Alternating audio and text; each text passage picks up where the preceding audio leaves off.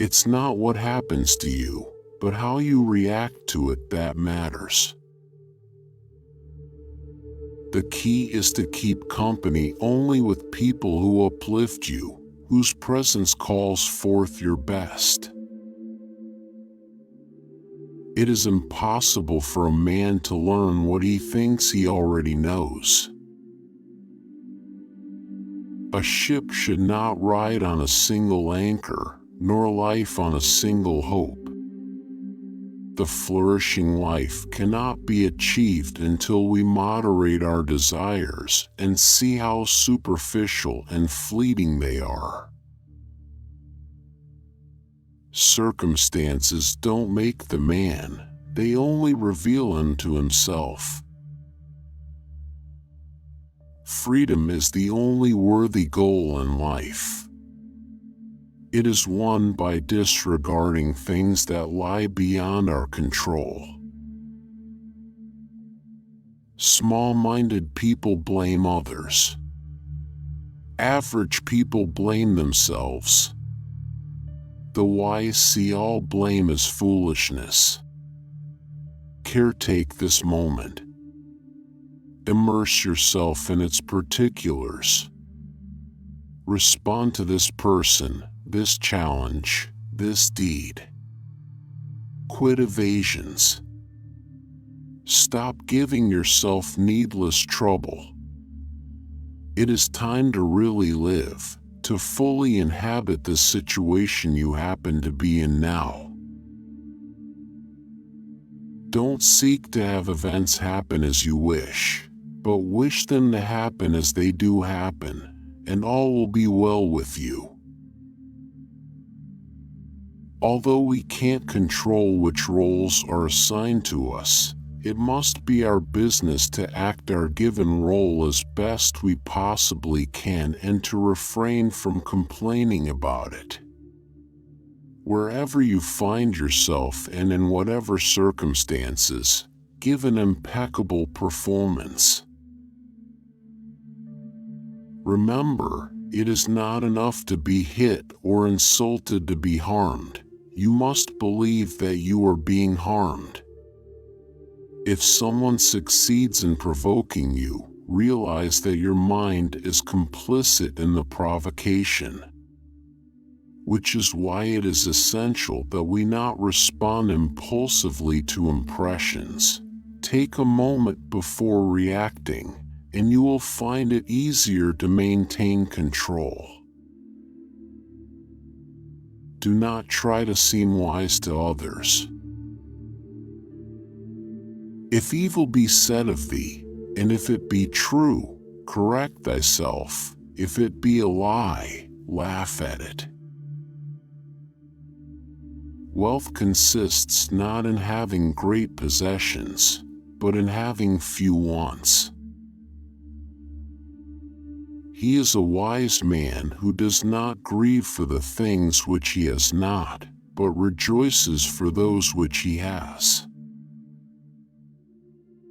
There is only one way to happiness, and that is to cease worrying about things which are beyond the power or our will. God has entrusted me with myself. No man is free who is not master of himself. A man should so live that his happiness shall depend as little as possible on external things. The world turns aside to let any man pass who knows where he is going.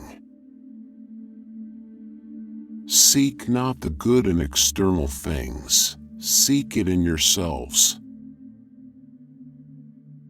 He who laughs at himself never runs out of things to laugh at. Other people's views and troubles can be contagious. Don't sabotage yourself by unwittingly adopting negative, unproductive attitudes through your associations with others. I laugh at those who think they can damage me. They do not know who I am. They do not know what I think. They cannot even touch the things which are really mine and with which I live. Authentic happiness is always independent of external conditions. When we blather about trivial things, we ourselves become trivial, for our attention gets taken up with trivialities. You become what you give your attention to. We are not disturbed by what happens to us, but by our thoughts about what happens to us. It is not so much what happens to you as how you think about what happens. Don't seek to have events happen as you wish, but wish them to happen as they do happen, and all will be well with you. Now is the time to get serious about living your ideals. How long can you afford to put off who you really want to be? Your nobler self cannot wait any longer. Put your principles into practice now. Stop the excuses and the procrastination. This is your life. You aren't a child anymore. The sooner you set yourself to your spiritual program, the happier you will be. The longer you wait, the more you'll be vulnerable to mediocrity and feel filled with shame and regret, because you know you are capable of better. From this instant on, vow to stop disappointing yourself. Separate yourself from the mob. Decide to be extraordinary and do what you need to do now. First say to yourself what you would be, and then do what you have to do. Don't explain your philosophy. Embody it. If you want to improve, be content to be thought foolish and stupid. If you would be a reader, read. If a writer, write.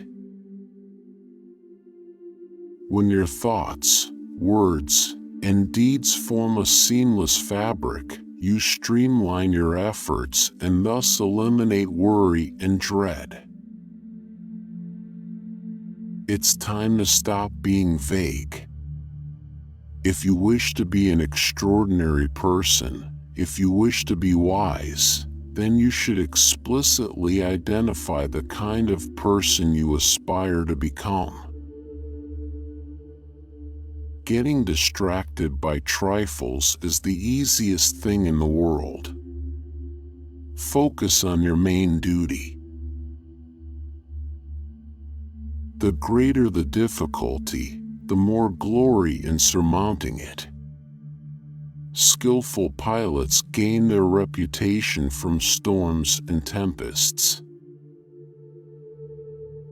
A half-hearted spirit has no power. Tentative efforts lead to tentative outcomes. Average people enter into their endeavors headlong and without care. Preach not to others what they should eat, but eat as becomes you and be silent. Only the educated are free. People are not disturbed by things, but by the views they take of them. Any person capable of angering you becomes your master. He can anger you only when you permit yourself to be disturbed by him. Be careful whom you associate with. It is human to imitate the habits of those with whom we interact. We inadvertently adopt their interests, their opinions, their values, and their habit of interpreting events. Attach yourself to what is spiritually superior, regardless of what other people think or do.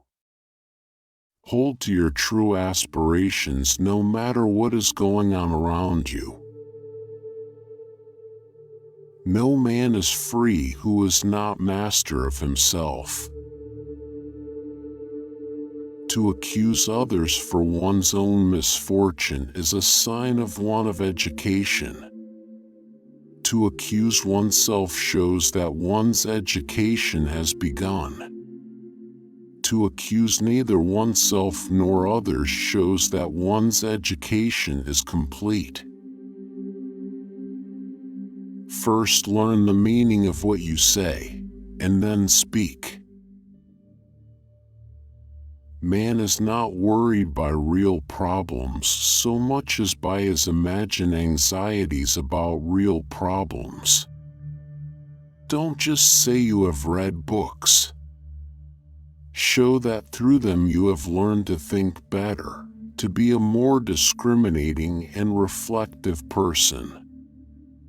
Books are the training weights of the mind. They are very helpful. But it would be a bad mistake to suppose that one has made progress simply by having internalized their contents. Know, first, who you are, and then adorn yourself accordingly. To know that you do not know and to be willing to admit that you do not know without sheepishly apologizing is real strength and sets the stage for learning and progress in any endeavor.